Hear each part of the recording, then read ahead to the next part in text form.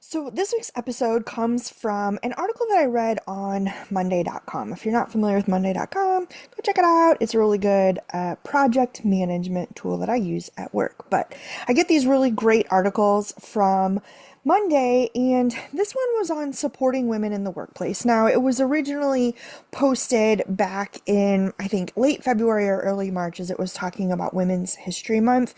But the topic is relevant regardless of the time of the year, right? And so wanted to share a little bit about kind of supporting women in the workplace and what can that look like and what can you do maybe if you're a manager or maybe you're in one of those awesome states where DEI is no longer allowed to be formally part of your work environment. Maybe these are things that you can kind of do on your own to help manage and support women in your work environment or in your professional world. And so I want to start with a little bit of research. Okay, so this research is by McKinsey, McKinsey, not like my daughter.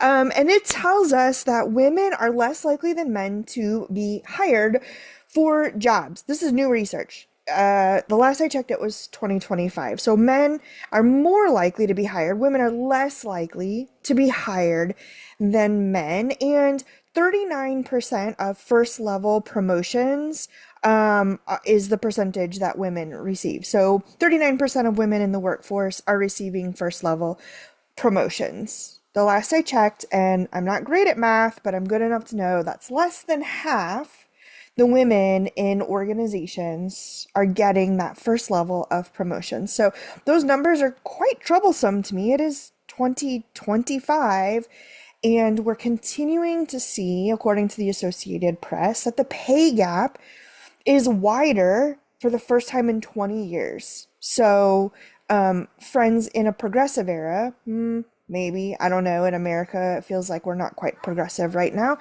We are starting to see things slide backwards. It was no surprise as we encountered some of this, but it is disturbing to see those numbers at this point. And so, even more so, and especially with the reduction of our DEI initiatives in our workplaces and spaces, we have to lean more into both ourselves and our managers providing some meaningful inclusion and support, and especially for our women. Right. And so, again, you may be in a state that does not allow for that monetary support of inclusion and meaningful investment in DEI initiatives, which women are part of. And so, if you are not able to get some funding from your institution, then I encourage you to think about ways that you can do this for free. And you can just do this without the support of your manager, who may or may not legally be able to do that. Now, when we see, this article tells us that when we see managers providing that meaningful opportunity for support and inclusion, that it impacts the career trajectory and the team morale and probably the performance as well. And so we know that statistics are telling us, the numbers are telling us, the data is telling us that when this happens, good things happen for those around us. Right? So here are some tips that I gleaned from that article. And again, I want you to hear this as either a manager who is managing humans or something that you can take to your manager, or maybe you're not able to do that. What can you do for yourself and the women around you? Ready for it? Here we go.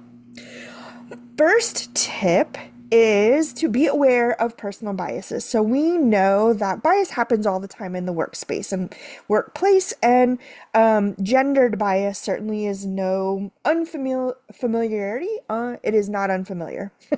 There you go. And so asking managers or knowing when you have your own personal gender bias is really important. And so making sure that you're aware of and can call out or are okay with being called out on that personal bias that pops up where maybe men are asked to do certain or specific jobs. One thing that always bugs the heck out of me, friends, I work in facilities. It's a very male-minded and focused area. And it bugs the crap out of me when folks are like, hey, I need to move this table. Can you grab a couple guys? No, I can't because a few more women can do the same job. So making sure that we understand what those personal biases are around strength, around capacity, ability, capability, all those sorts of things. The second tip, make sure women's voices are heard. Now, sometimes that is easier done said than done. And especially in a virtual environment, it's hard sometimes to get your voice in. And so, especially as a manager, or maybe like a senior member of your office environment, it's also really important to know who's not being heard. There are some instances where it's easier to have one-on-one conversations and all the amazing, incredible ideas and capabilities and successes come in those one-on-one conversations. But in a group environment, maybe it's not as easy to be heard or to speak up, or maybe the mansplaining is real, right?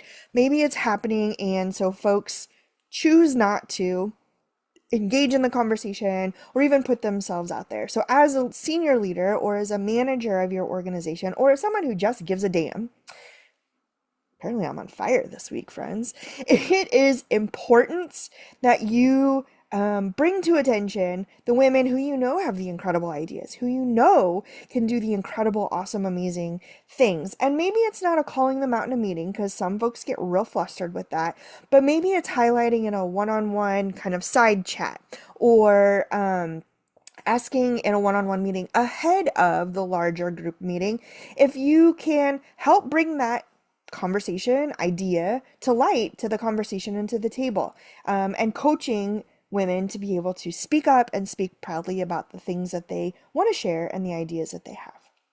So tip number 3 is to advocate for equal pay. Now this tale is as old as time, kind of like Beauty and the Beast, and we know that this is a really important piece, but we also may not know that women are more likely to negotiate for higher pay. And yet, we still don't have equal pay. And yet, it's still like 78 cents on the dollar. That's not the right number, but it is still not as high as men for the equal, or the same, I should say, jobs that we're doing, for the same titles, even maybe in some situations. And so, as managers, as senior leadership, as mentors, continuing to advocate for equal pay, to continuing to look into what are those called? Where you compensation reviews, right? Like where you can request for your HR to take a look at the job profiles, the positions, the responsibilities. Are they doing the work of greater pay? And if they are, let's get them more pay. So be that advocate where you have that influence to do so. Tip number 4. We got all the tips this week, friends. Tip number 4 is to develop mentorship and networking opportunities. Now, as women, this is something we're pretty great at. And so if you're thinking, yeah, like I already do that, great. Continue to do that. Teach other women how to do that as well, right? And if you're a male who's listening to this episode, hey, thanks for tuning in. And continue to create those spaces, develop that mentorship, develop that networking opportunity. If you have folks that would be great for a female colleague or a female direct report to connect with, create that opportunity and that space for them.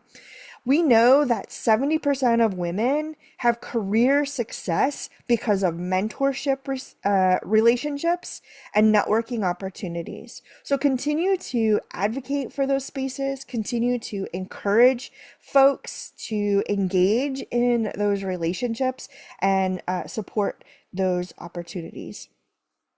Number 5 is lead with flexibility. What does that mean? That doesn't mean they don't have to do their job, right? That doesn't mean that. But it means that, if there's an opportunity for folks to have a more flexible schedule or have a more flexible work environment, that 58% of our workforce, our females, don't apply for promotions because there is not the opportunity for that flexibility. 58%, that's more than half last time I checked, So let's make sure that we're creating, where we can, that flexible workspace.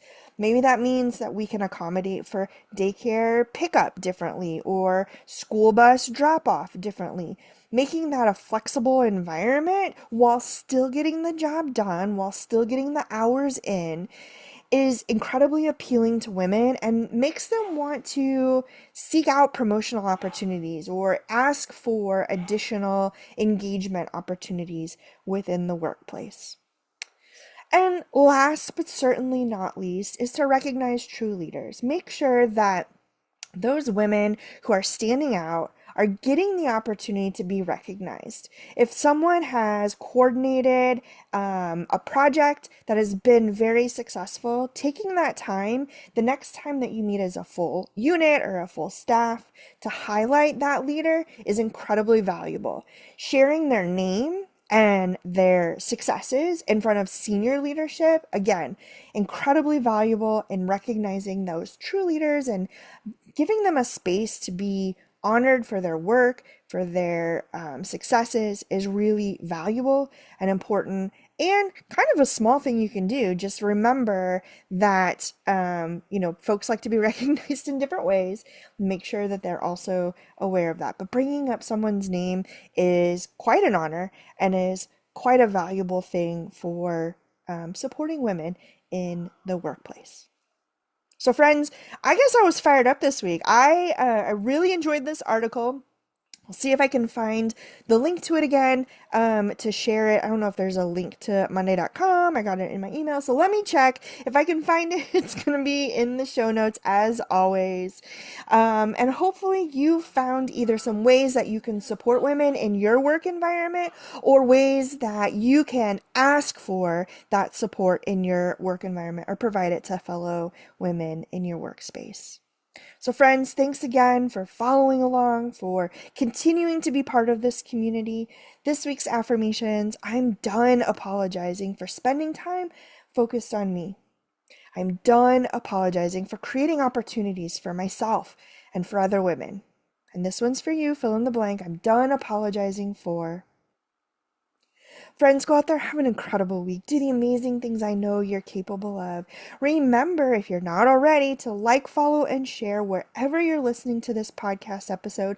Make sure you subscribe so you get a little notification whenever the next great episode drops, which is every Monday morning. And if you love this episode, give us a star rating. Five stars would be lovely. I'd love to have a 5-star rating from you wherever you're listening. If you're not already, make sure you're following on social media. I'm quite literally almost everywhere. I am on LinkedIn, Instagram, Facebook, TikTok, YouTube, you name it. You can probably find me at done.apologizing or done-apologizing on most platforms. Go check me out. If you want to be my guest, like many of my incredible past guests and many of my incredible upcoming guests, make sure you fill out the form at the link in my show notes or on any of my social media accounts. I would love to hear what things you're passionate about, what things you're excited about. I want to hear what great things you want to share with my listeners. And remember, you're fabulous. You're a badass. You've got this, and I'm here for you.